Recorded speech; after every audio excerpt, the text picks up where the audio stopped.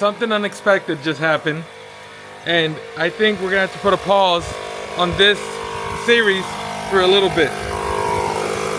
It just so happens that somebody gave me an offer to buy one or both of the two Civics that I was gonna put together for the rest of the series, and we still got the BMWs over there.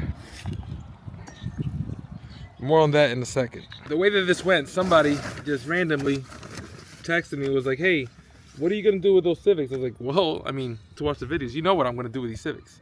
They're like, come on, you got you got a lot going on, and there's a project you guys will see later on that is reason why he said this. So, he's like, oh, let me help me get rid of that project that you're not gonna do anything with, or it's gonna take so much of your time, and I'll take it off your hands. And I'm like, right now I own about like over 10 cars, and I need to bring down the fleet to like, I think 3 cars and a truck. And I do have a truck, which we'll talk about in 1 second. But I considered my options. I already made all my money back on this car, and then I just paid my cousin $500 for the other car. So I'm into it, $500 total. This car still has an engine. I mean, if we put a battery to it, it'll start and drive. So I was like, you know what? I already made my money. Other people could eat too. So I am gonna end this car in the series. So this is no longer our next flip. Right now, I have to quickly clean it up so that person can come pick it up. And they don't like to talk on camera, but maybe we could get a couple words out of them. So that happened pretty quickly. It was cousin Jerry.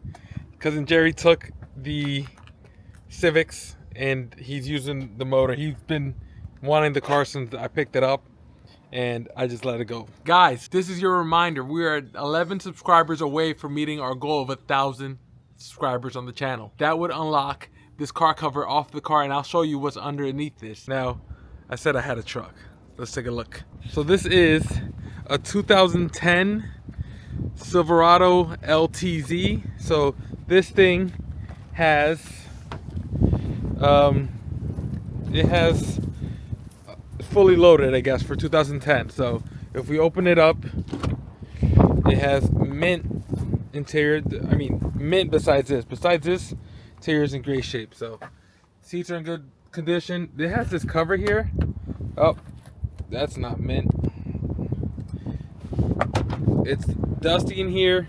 It has this radio that doesn't work. Also, the dashboard is peeling there, and the back seats are in pretty good shape.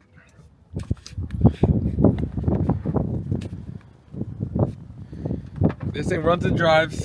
Not the best, makes some weird noises, but it runs and drives. And I actually bought this off of Copart because I wanted, a cheap little truck to replace my Tundra that I've had for the existence of this channel.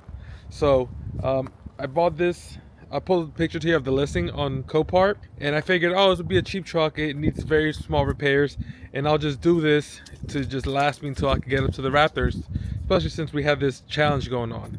And then, if you can notice in these pictures, it is wet and it's inside. So there's a lot of things that were hidden in these pictures. So now the car was delivered, and this is the things that they didn't show. First things first, the bottom portion of the truck, is painted like with this matte paint or whatever. I think this is supposed to be like Raptor liner to like hide the rust or prevent the rust, but it is doing nothing to prevent or hide the rust. These things were missing in the picture. That was noticeable, but then here you see some other stuff. So these things are known for like rotting underneath, and this you can't tell in the pictures, but this is like really poorly like fiberglass together.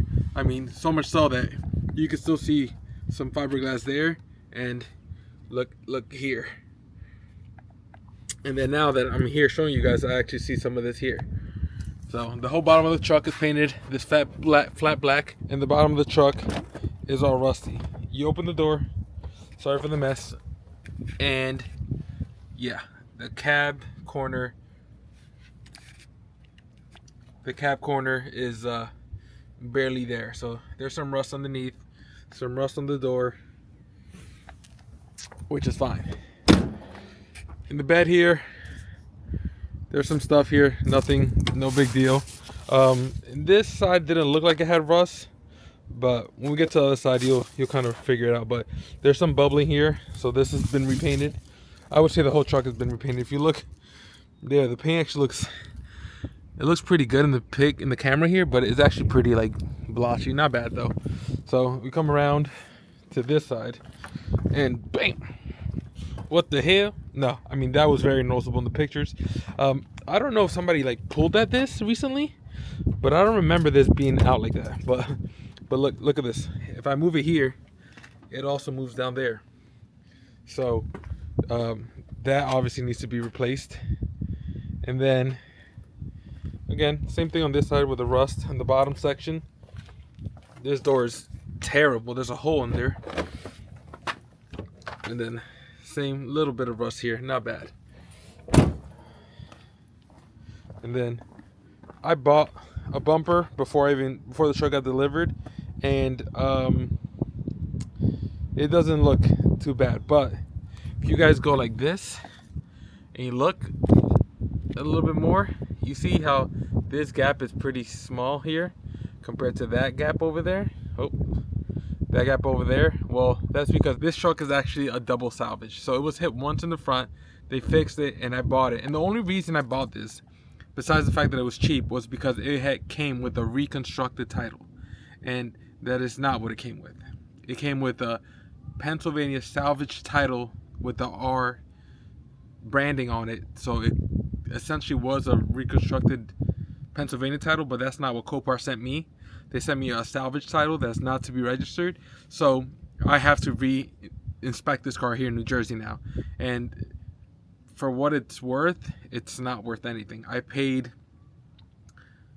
$1,400 for the truck, $100 for the front bumper, and I had to pay $200 for the inspection fee.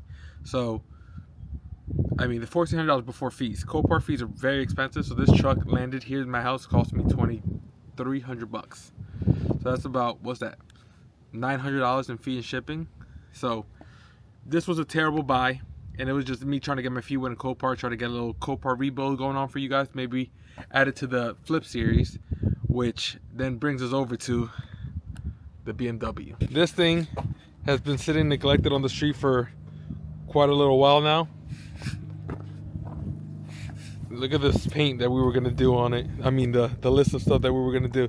It's still looking the same way we got it, and the last time we made a video on it, still haven't put the deflectors on it and haven't really done anything else.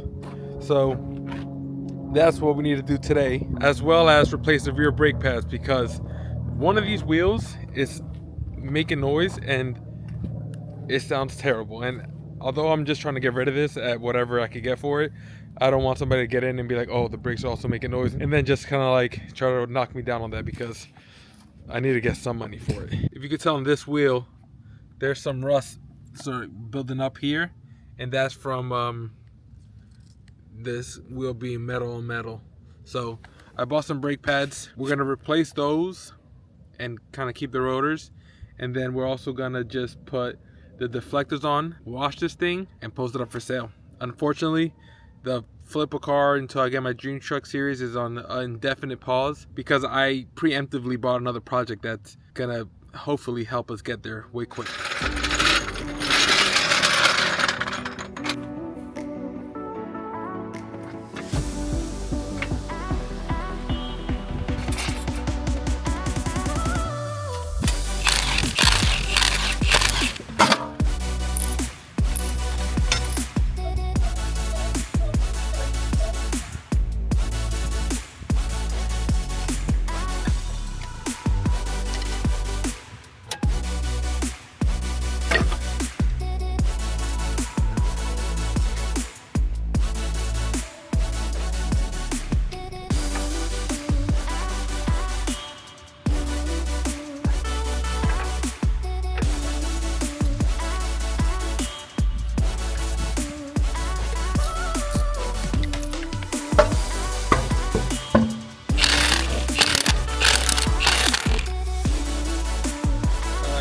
New day here, And I finished everything on the BMW yesterday. So the new brakes are in. Now you guys can see anything, but they're in. Actually, I could probably show you guys.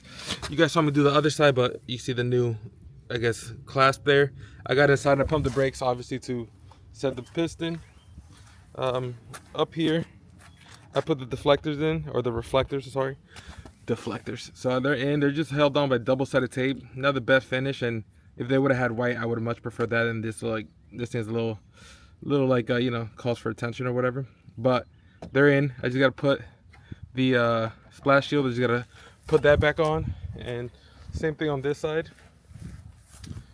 This one fits a lot better. And again, I just gotta put the splash shield on, make sure that's secured there.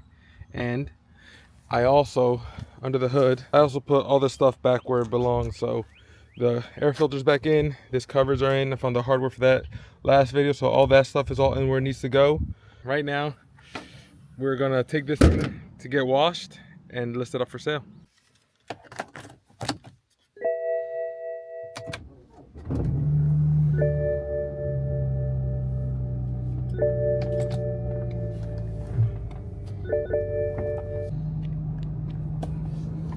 These are the options here. I think we're gonna give this the number 3, the cheapest one we could get, just so it can make it look nice on the outside.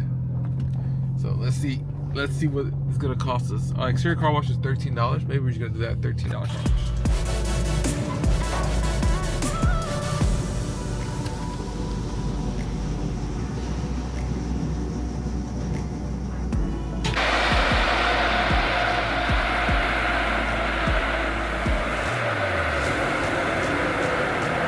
The car is clean now, so it's a decent day. But I figured this may be the last time we get to do this.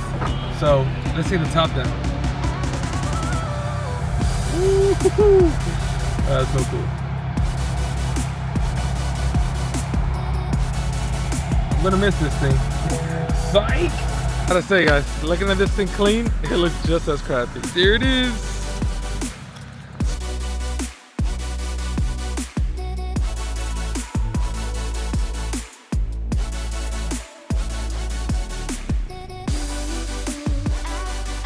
Now that we cleaned the car, put all the stuff on it, and took pictures, it's time to list it up for sale, and this will mark the end of this series for the foreseeable future.